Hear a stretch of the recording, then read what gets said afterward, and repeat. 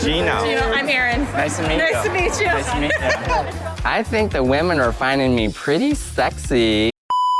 I knew meeting women in person would probably be difficult, but how did this all end up in such a disaster? He thought walking into a singles event would make him feel powerful again, that the moment he stepped into that room full of strangers and maybe a little hope, the past would melt off his back, and he'd step forward as someone desirable, someone new. But there's a problem. A loud, awkward, wildly visible problem. Gino walks in grinning, chest puff, announcing to anyone who'll listen that he's finally single again. Except he's not. Legally, officially, not even close. When asked how long he's been divorced, his answer slips out like a bad joke with no punchline. He shrugs and says, "Well, I'm not divorced yet. I'm married, but separated." That pause in the room? That wasn't judgment. That was confusion, colliding with alarm. Sabrina here. And this is TLC Drama Live. If you haven't subscribed yet, do it now because this story, it's the kind that will make you want to scream, laugh, and maybe even throw your phone. And tell me in the comments, what would you do if someone tried to date you while still married? The worst part is, Gino doesn't clock the reaction. Not at first. The women give that polite half smile that every woman has learned to master in uncomfortable conversations. But Gino reads it differently. He thinks they're into him. He walks around that room convinced he's exuding charm. He hears basic civility and interprets it as sexual tension. When one woman introduces herself, he repeats her name 3 times and tells the camera that he thinks the women find him pretty sexy. Her face doesn't even twitch. The silence after her name is the sound of her mentally checking out, but Gino thinks it's chemistry, the kind that burns in his head. He's sweaty from the workout warm-up activity, slightly breathless, but acting like he's just stepped out of a GQ spread. And when he finally sits down to talk to 2 women, it takes less than 90 seconds for him to mention Jasmine. Not subtly, not as context, but as an open wound he wants someone to press on. She met a random guy at the gym, he tells them, and got pregnant while still married to me. Both women blink. One of them actually says she doesn't trust him. The other stares blankly, like she's wondering how fast she can leave without being rude. This is the kind of moment that rewires how people see you permanently. And Gino doesn't even flinch. He fumbles through the conversation, not reading the body language, not adjusting course. He asks them what they're looking for in a man. It's a genuine question, but it comes after a story soaked in bitterness and betrayal. And maybe the question itself isn't wrong, but in that moment, it's laughable. Because what he's really asking is, do I still qualify? And the answer, clearly, is no. When they laugh, not at the question, but at the absurdity of the moment, it stings. Not because they're mean, but because they've already emotionally left the conversation and Gino is still playing catch-up. He stands there trying to joke it off, acting like this is all part of the process. But inside, something shifts. His eyes drop for half a second. He looks down. And the silence that follows isn't the confident pause of a man regrouping. It's the slow unraveling of someone realizing he might be in over his head. What's brutal here isn't the rejection. It's that he walked in believing the rejection wouldn't happen. That he convinced himself he was a new man. That the old patterns, the emotional avoidance, the weirdly rigid self-image, those things had vanished. Just because he bought a new shirt and went to spin class. But they hadn't. They were sitting right there at the table with him. And everyone else could see them before he did. The spin class didn't work. The DMs didn't help. The new deodorant didn't change the energy. Because confidence without truth always collapses. He thought putting himself back out there would be his comeback. Instead, he got silence, suspicion, and a side eye so sharp it could cut paper. Now he's in the car, muttering to himself about how meeting women in person is hard, as if this was some universal mystery no one warned him about. But the truth is simpler. This wasn't hard because dating is hard. This was hard because Gino isn't ready. Not emotionally. Not relationally, not mentally. He's using dating as a distraction from his own discomfort. He keeps sprinting toward new faces because sitting still with the truth of what he did with Jasmine might actually break him. And yet, he's already planning his next move. Because if the in-person route doesn't work, maybe the online world will. There, he can control the angles. There, the rejection isn't as loud. There, he can still pretend he's the man women are chasing, even if the only ones replying are bots and paid subscriptions. He says she betrayed him, says she cheated, says she got pregnant with a random gym guy while they were still married and living under the same roof. But none of that is true. Not the random part, not the cheating part, not even the betrayal. Because what Gino leaves out, what he always leaves out, is the part where he gave Jasmine permission. He approved it. He knew it. He co-signed the chaos.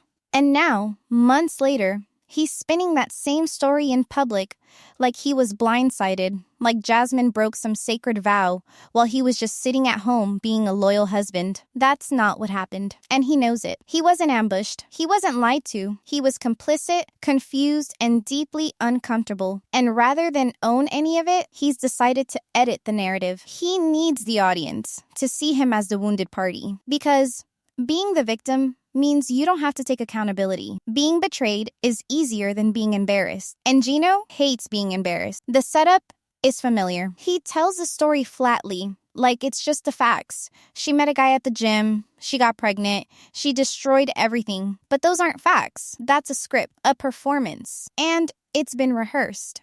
Because when you say something enough times, even if it's not entirely true, it starts to feel real. Gino's banking on the idea that if he controls the story, he controls the sympathy. And maybe that's why he leans into the random gym guy detail so hard. It sounds more humiliating, more scandalous. It paints Jasmine as impulsive, reckless, disloyal. But the truth is, she met someone with Gino's knowledge. She didn't hide it. She didn't sneak out. He was already emotionally gone and looking for an off-ramp. He gave her one. When the lie is more comfortable than the truth, people don't just rewrite the past. They delete the parts that make them look weak. And Gino's weakness has always been control. Not the kind that dominates a room, the kind that silently panics when something messy happens. Jasmine's messiness became the perfect cover for his indecision. He didn't know how to leave her, didn't want to admit he couldn't meet her needs, didn't want to confront the real distance growing between them. So when she brought up the idea of connecting with someone else, he nodded, maybe reluctantly, maybe with a forced smile, but he said yes. And that's the part of the story he's erased. Because admitting he said yes means admitting he failed before she did, that he wasn't showing up, that maybe, just maybe, she was looking outside the marriage because what was inside the marriage wasn't working. And that kind of honesty would require Gino to break his favorite habit, playing the quiet martyr. He's used that role for years. In every relationship, in every argument, he lowers his voice, shrugs his shoulders, and acts like he's being attacked for no reason. It lets him dodge confrontation without ever appearing aggressive, but it also lets him build resentment without accountability. So by the time Jasmine made her decision, Gino had already left the emotional building. He was just pretending to still be inside. So, yes, now he tells the story like it was a knife to the back, because if it was betrayal, then it's not his fault. If she went behind his back, then he doesn't have to explain why he didn't fight for her. And if she's the villain, then he's the guy trying to recover from the trauma. Convenient, right? But here's the question he doesn't want to answer. If he's lying about Jasmine, if he's altering the details to protect his pride, what else has he rewritten? What other scenes has he rearranged to avoid looking like the one who cracked first? He walked into the event thinking women would throw themselves at him. By the second conversation, they were throwing glances at each other, trying to figure out who'd be the first to escape. Gino thought his new gym routine, his cologne, and his slightly too tight shirt would rewrite everything people thought they knew about him. He believed this was his chance to reset the clock, to finally be the guy who gets noticed, admired, maybe even chased. But the women at the singles event weren't reading the same script. They were reacting to a man who opened with marital status confusion and closed with a personal tragedy monologue. And in between, there was nothing but misplaced confidence and oversharing. When the first woman gave him a smile and told him her name, he said it back 3 times and told the camera she was into him. She was not. She was being polite because she had to be. The woman was trying to make it through a rotation of awkward introductions without insulting anyone. Gino, meanwhile, took her courtesy as confirmation that his post-breakup glow-up was working. He thought the sweat from spin class made him look intense. It didn't. It made him look like he needed electrolytes and a therapist. He jumped into conversation with another pair of women and didn't even pause before bringing up Jasmine. Not like a joke, Not like a throwaway line, but with full dramatic detail. He told them she cheated, that she got pregnant, that she ruined him. And then he waited for their sympathy like it was a prize for telling the saddest story in the room. Instead, he got silence, then the kind of forced laughter people use when they want the moment to end. One of them asked a simple follow-up, "How long have you been divorced?" His answer was almost heroic in its obliviousness. "I'm still married, but we're separated. We don't live together." That was the moment it all collapsed. The discomfort in the air turned heavy. Both women recoiled, not physically, but emotionally. And Gino didn't notice. Or maybe he did, but didn't want to show it. Either way, he kept going. He asked what they looked for in a man, as if he hadn't just blown up any chance of appearing emotionally stable. Their answer came in the form of a shared look and some soft laughter. It wasn't cruel. It was survival. There's a kind of cringe that doesn't come from jokes or bad fashion. It comes from watching someone believe they're winning while everyone else knows the game's already over. Gino stayed a few more minutes. Tried talking to a few more women, but the energy had shifted. He could feel it. Whatever confidence he walked in with had thinned out. By the time he left, he was blaming the format, the crowd, the process. Not himself, never himself. The story in his head was that maybe these women weren't ready for someone like him, that they were too picky or too shallow. That real connection was better found somewhere else. So in the car, sulking but still performing for the camera, he says he's done with in-person dating, that it's too weird, too awkward, too chaotic, but then he drops the twist. He says, almost casually, that he's been getting a lot of attention online lately, that women are sliding into his DMs, that his love life is heating up again, but only virtually. It's a bold claim from someone who just got laughed out of a basic singles event. But in Gino's mind, rejection in real life doesn't count if he can convince himself he's winning on the internet. And now he's about to explain exactly why he thinks the internet wants him back. He says his DMs are full. He says the women are finally noticing that ever since he started posting better pictures and being more himself, the floodgates have opened. He even smiles while saying it, like it's proof that his appeal was always there, just misunderstood. But anyone who's followed Gino's story long enough knows better. The last time he claimed to be thriving online, it led to months of drama, receipts, exposed lies, and emotional wreckage so messy that even TLC's editors couldn't smooth it out. Because Gino's digital history isn't full of organic connections or accidental love stories. It's filled with classified ads, awkward payment disputes, and relationships that only existed as long as his wallet stayed open. He forgets that people remember that long before Jasmine, he was responding to call-outs from women who said he offered money for attention and then tried to spin it as romance. That when the receipts dropped, Gino didn't deny it. He just shifted the goalposts, like he always does. Suddenly, what was transactional became misunderstood flirting, and what was purchased intimacy became connection. And now, when he says, "I've got women sliding into my DMs," you have to wonder, are those women even real? Because if you've been online more than 5 minutes, you know how this works. The bots with 1 photo and 3 emojis. The catfish accounts that say, "Hey sexy" at 2 a.m. The scam profiles that promise love and ask for help with rent 2 days later. These aren't new, and they're not exclusive to Gino. But the difference is, he believes them. Every high from a filtered account becomes proof that he still got it. Every heart react to his gym selfie gets added to his internal highlight reel. And every fake compliment becomes another brick in the illusion he's trying to live inside. There's a gap between how Gino sees himself and how the world reacts. And that gap is getting louder. He posts blurry selfies and believes they scream confidence. He says he's feeling better than ever, but the eyes never lie. In every close-up, there's something hollow, just under the surface. A man trying to smile, but not quite knowing what he's smiling at. A man who spent more time crafting his image than his truth. He crops out the clutter, hides the shadows, controls the angles, and still ends up with something that doesn't feel honest. Because this isn't about the DMs. It never was. This is about validation. Gino needs the idea that someone out there wants him. That somewhere on the internet, he's not a punchline.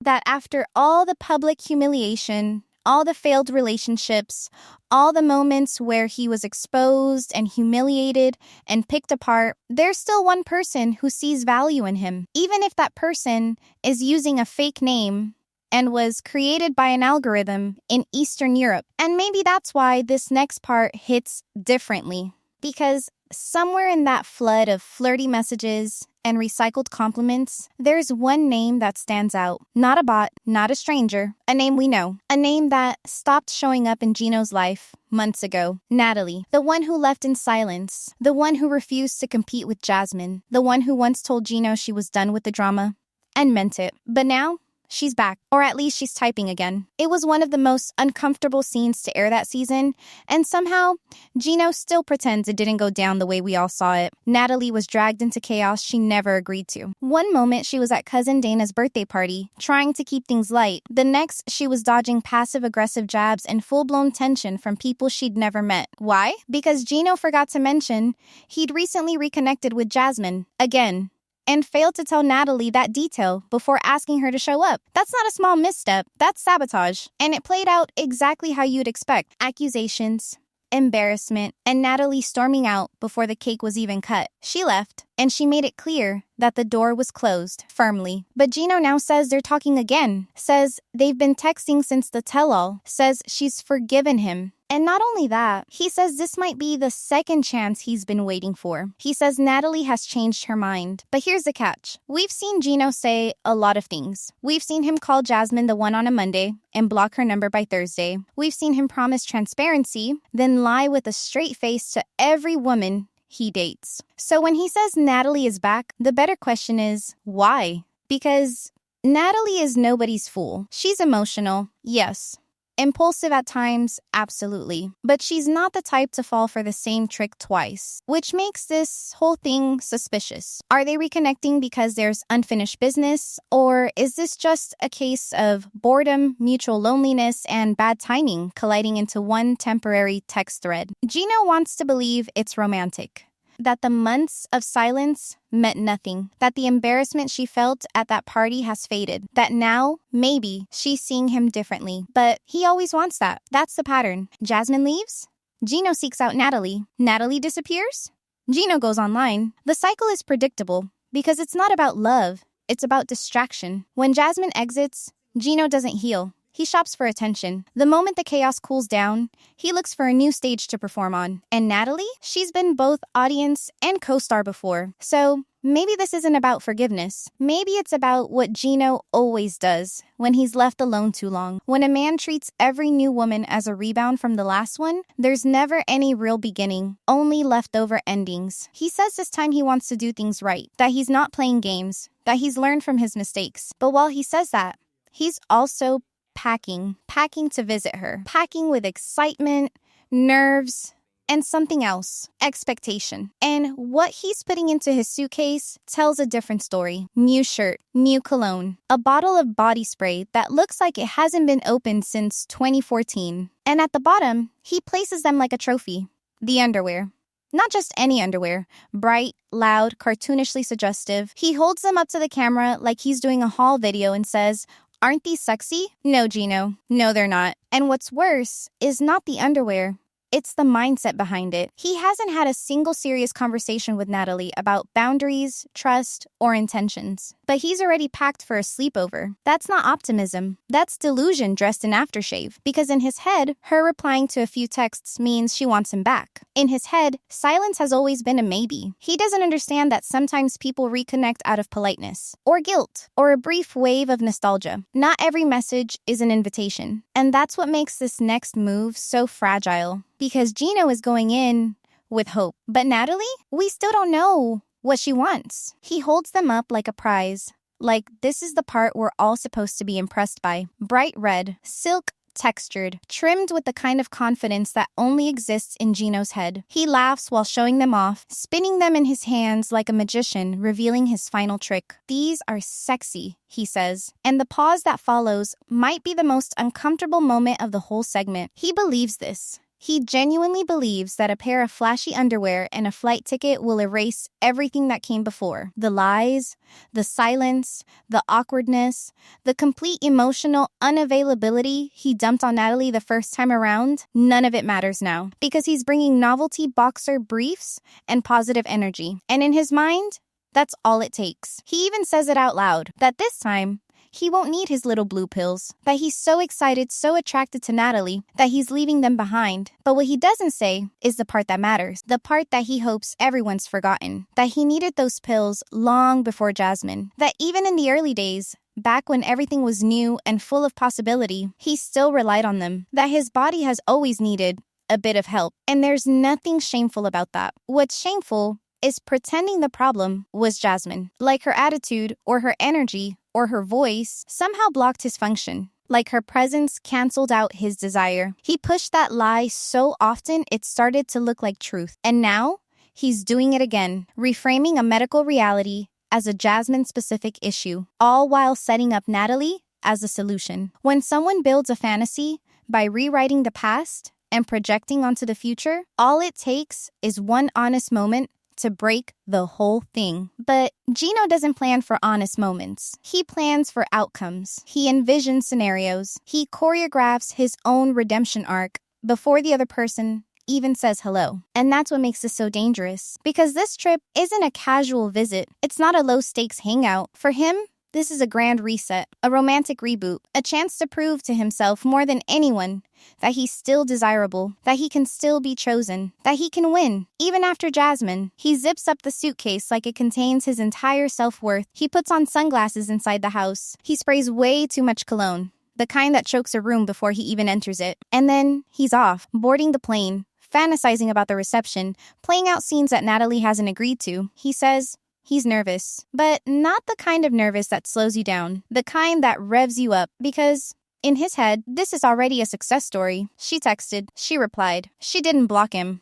And somehow, that's become proof of intent. But the closer he gets, the less stable his confidence becomes. In the airport bathroom, he checks his hair 5 times, not because he cares how it looks, but because it's something to control. On the plane, he rereads their text exchange like a script, but there's nothing in there about romance. No flirting, no clear invitation, just a neutral catch-up and a mention of tea. But Gino is treating it like a prelude to passion. He tells the camera he's excited, that he's ready, that this is going to be the trip that changes everything. He's said those words before, and every time, they've aged poorly, because you can only recycle hope so many times before it starts to feel like denial. And now, he's almost there. Natalie's finishing her shift. The plan is to meet her near her office, at a tea shop she likes. It's low-key, safe, public, and still, he's packed like he's checking into a honeymoon suite. She hasn't promised anything. She hasn't said what this is. She hasn't called it a date, but Gino's walking into it like he already knows the ending. And what he doesn't realize is she might not even open the door. He steps off the plane with a grin that doesn't quite reach his eyes. Rolling his suitcase behind him, Gino looks like a man who's convinced he's about to rewrite history, but the thing about history is, it always comes back when you least want it. He tells the camera he's hopeful, that Natalie seems more open this time, that the messages between them were warm and positive, but it's the way he says it, almost like he's trying to talk himself into believing it, that gives it away. There's no certainty here, only hope built on a foundation of guesses, misread signals, and emotional shortcuts. And behind that hope, there's something tighter, restless, desperate. He says this trip is about reconnecting, about showing Natalie that he's serious now, that he's different. But how different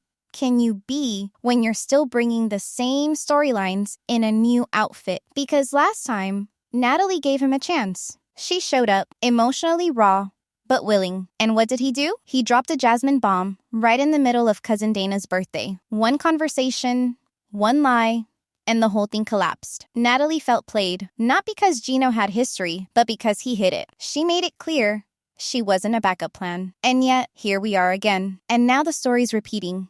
Just more quietly this time. When someone reapproaches you like time erases behavior, what they're really doing is asking for permission to avoid growth. He rides to the hotel staring out the window, narrating his thoughts as if they're romantic. He says he feels calm, says this feels right, but even in his voice, there's tension. It's the kind of forced calm you use when you're trying not to think about all the ways this could go wrong. Gino isn't stupid. He knows Natalie hasn't been effusive. He knows she didn't call this a date, but he's hanging everything on subtext. A few emojis. One line about meeting up. In his mind, that means she's ready to try again. And maybe that's the most dangerous part. He doesn't ask what she wants. He assumes it. At the hotel, he lays out his clothes, like he's prepping for an audition. Button-up shirt, tucks sloppily into jeans that are slightly too tight. He sprays himself with cologne again. The same one from earlier, now mixed with airplane air and anxiety. He brushes his teeth twice, fixes his hair 5 times, and paces. He says he's ready, that it's going to be great, that he's looking forward to reconnecting. But that's not what this is. He's not reconnecting, he's reappearing. And Natalie? She hasn't asked for that. The meeting is set for a tea shop near her office. A public place, comfortable, low stakes. But Gino walks in like it's prom night. He arrives early. He chooses a table. He orders water and doesn't touch it. He keeps checking his phone, even though there are no messages. In his suitcase, back at the hotel, there's lingerie he won't mention and assumptions he hasn't earned. And that's the thing about Gino. He keeps packing for moments that haven't happened yet. He brings expectation to conversations that are still figuring out if they're safe. He dresses for romance in situations that haven't even reached friendship. And he smiles through it, as if performance can force reality to follow. Now he waits, eyes flicking to every figure that walks through the door. He says he hopes she's happy to see him, says he wants to make her feel comfortable, says he's focused on rebuilding trust. But trust doesn't get rebuilt with matching socks and a fake sense of calm. It starts with truth. And Gino hasn't spoken much of that lately. She's 5 minutes late, then 10. He starts to look around more often. Still smiling, still hopeful, but his foot taps faster. And back in his hotel room, waiting to be unpacked, is all the baggage he says he's left behind. She walks in with a calm expression and a tight smile, the kind that says she's still deciding how this will go. Natalie doesn't rush to hug him. She doesn't act like she's missed him. She takes her seat like someone meeting a coworker for a catch-up, not a man who once asked her to be serious about something messy. And yet Gino's face lights up like it's Christmas morning. He leans forward, blurts out a compliment about her hair, and says she looks amazing. She thanks him, politely, with the same neutral tone you use on someone you're not sure you want to trust again. He tries small talk, sort of, asks about her job, says he's glad she came, nods excessively at everything she says. But it only takes 3 minutes, 3, for him to veer straight into the territory she didn't ask for. You know, he starts fiddling with his napkin. Jasmine's totally out of my life now. He says it like she's been waiting for that update, like that's why she agreed to meet. Her eyes narrow slightly. She nods, but doesn't respond. He keeps going anyway. She cheated on me. Got pregnant with some guy from the gym. I didn't deserve that. And just like that, we're back in the spiral. He couldn't hold it in. Couldn't let the present breathe before dragging the past into it. The moment he mentions Jasmine's name, something in Natalie shifts. Her face hardens. Her posture changes. She leans back, folds her arms, and tilts her head like she's watching a situation unfold, not participating in it. When you lead every new chapter by rereading the last one out loud, nobody gets to move forward. It doesn't matter how he phrases it. The content is the same. Gino still thinks that updating Natalie on Jasmine's latest failure will somehow make him look more stable, more available, more healed. But all it does is confirm what she likely feared, that Gino's version of closure is just constant commentary, that Jasmine still lives rent-free in his head, that nothing has actually changed. Natalie keeps her responses short. She doesn't challenge him, but she doesn't encourage him either. She sips her tea, checks her phone once, and when he circles back to their connection, she nods vaguely. He tells her how excited he was to see her again, how this could be a fresh start. She smiles, but it's not the kind that reaches the eyes. It's the kind that says she's waiting for the moment to redirect this conversation somewhere safer. And then, somehow, Gino makes it worse. He brings up Dana's party, not to apologize, not to take responsibility, but to say how stressful that was for him, that he felt ambushed, that it wasn't his fault things got tense. Natalie doesn't even blink this time. She's heard this tone before, the one where Gino tries to be the victim in a situation he created, the one where accountability gets buried under awkward charm and misremembered facts. And yet, right when you think this is going to end with a stiff goodbye and an awkward handshake, Natalie surprises him. She checks the time, says she has a short break before her next appointment, asks if he wants to walk with her. Gino jumps up before she finishes the sentence, offers to carry her bag, fumbles with his jacket. She laughs a little. Finally, a real laugh, but it's short. They walk out of the tea shop into the afternoon light, and then she says it. If you want, you can come by my place for a bit. It's not far. He freezes for half a second, then smiles like he's just won the lottery. But the question now isn't where they're going. It's why she asked him to come. Her apartment is clean, quiet, and smells like something herbal. She offers him tea again, the same way she would with any guest. Not affectionately, not coldly, just matter of fact. Gino walks in like he's entering a promise. Looks around like this is the first page of a new chapter, something private and significant. He compliments the furniture, the color of the curtains, a small piece of art on the wall. She nods and thanks him, then sits across from him on a neutral-colored couch, leaving a cushion and a half between them. There's no flirtation, no lingering eye contact, no laughter hanging in the space. She asks how his flight was. He answers, but quickly veers off again, says it's amazing to be near her, that it feels right, that he's thought about this moment for months. Natalie listens, her expression unreadable. She sips her tea again, doesn't interrupt, but she doesn't lean in either. And still, Gino keeps going. He talks about second chances, about how people grow, about how he's ready for something serious. He says the energy between them feels real, that they always had something strong, something worth saving. Natalie's eyes flicker for a second. Not fondness, not softness, something closer to caution. She nods slowly but doesn't mirror the language, doesn't echo the emotion. He doesn't notice. He scoots a little closer. This is the moment when silence stops being comfort and becomes warning. He tells her he hasn't stopped thinking about her, that Jasmine is no longer part of his life, that this, here,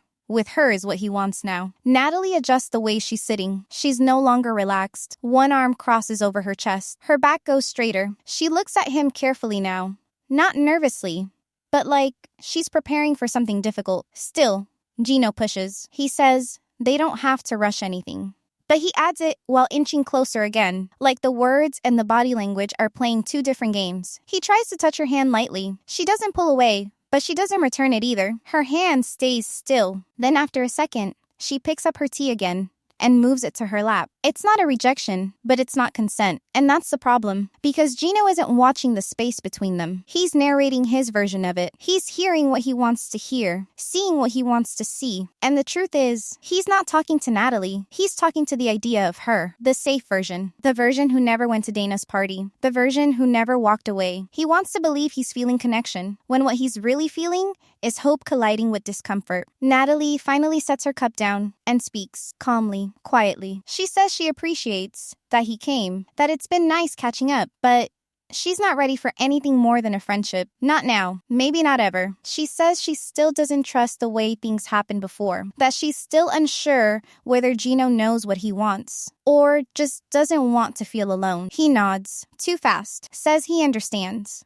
Smiles again, that awkward half smile that's meant to cover disappointment, but his shoulders drop, his eyes shift. He didn't see this coming. Or maybe he did, and chose not to prepare for it. She offers him another drink. He declines, says he should probably get going. She doesn't stop him. And in that quiet, as he walks toward the door, something sinks in. Whatever script he brought with him, the one where this visit was the restart, it's over. He stands by the door, holding his jacket, frozen in place like he doesn't know what to do next. Natalie's words are still echoing in the room.